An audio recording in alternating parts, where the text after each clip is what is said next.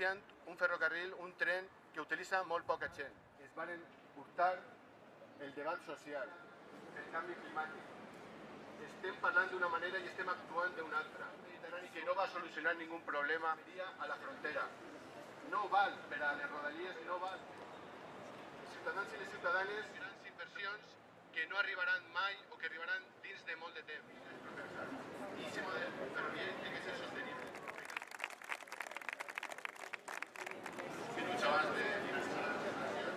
El sistema ferroviario en Francia. Que hay manifestaciones. Hay algunas veces que no ha tenido tiempo, pero yo le he enviado los vídeos.